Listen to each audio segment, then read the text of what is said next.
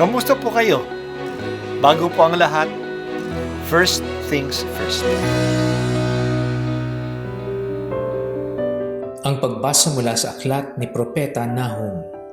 Masdan mo't dumarating na ang maghahatid ng mabuting balita at magpapahayag ng kapayapaan.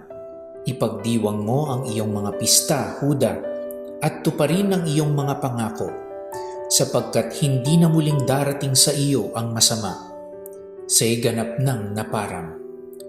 Panunumbalikin ng Panginoon ang kadakilaan ni Jacob, gaya ng nararapat sa Israel, sapagkat hinubaran sila ng mga lumusog at sinira ang kanilang mga ubasan.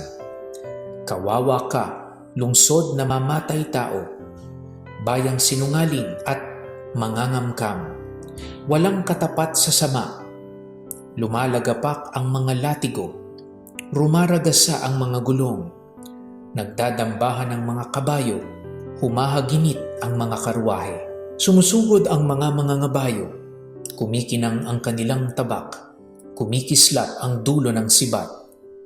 Di mabilang ang patay, naghambalang ang mga bangkay, natitisod ng nagdaraan. Tatabunan kita ng dumi, gagawing hamak at iismiran. Lalayuan ka ng lahat ng makakakita sa iyo. Sasabihin nila, hayan ang Ninive. Sino ang tatangis sa kanya? At saan ako hahanap ng aliw sa kanya? Ang salita ng Diyos. Salamat sa Diyos. Ang empero ng Assyria ay isang malaking pasakit sa mga Israelita.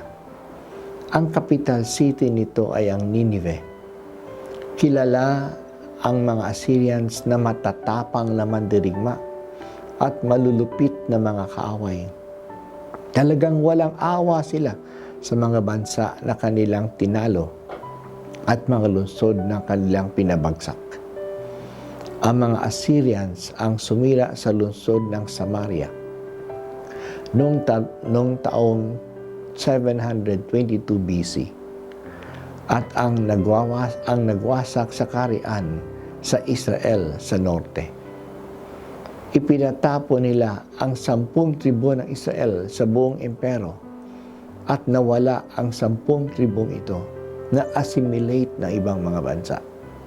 Sinalakay din ni Empero Sinakarib ang Jerusalem noong taong 700 BC. Sa proteksyon ni Yahweh, hindi nila ito nakuha. Nanghina ang Assyrian Empire at pinalitan ng Babylonian Empire.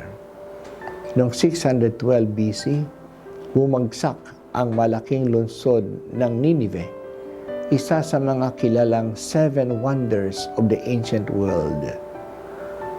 Ang maikling aklat ni Propeta Nahum ay tungkol sa pagkabagsak ng Ninive. Ito ay mabuting balita sa kaharian ng Huda. Ang pagkabagsak ng Ninive ay nagpapakita ng kadakilaan ni Yahweh. Walang lungsod ang malakas para sa Kanya. Pinakita uli ng Panginoon ang Kanyang kadakilaan. Sa pagbasa natin, inilarawan ni Nahum ang pagsalakay sa Ninive at ang pagbagsak nito. Wala nang kapangyarihan ang dakilang lungsod. Tatabunan na siya ng dumi at hindi na siya makikilala. Totoo nga, tinabunan na ng mga buhangin ng disyerto ang Ninive at hindi na tinitirhan ng mga tao. Walang empire na tatagal. Lahat ng mga dakilang kaharian sa buong mundo ay bumagsak. Ang Egyptian Empire, ang Babylonian Empire, ang Assyrian Empire, ang Persian Empire, ang Roman Empire, ang Ottoman Empire, ang Spanish Empire, ang British Empire. Pati ngayon, ang malalaki at mayayamang bansa ay mawawala din. Ang USA, ang Russia, ang China.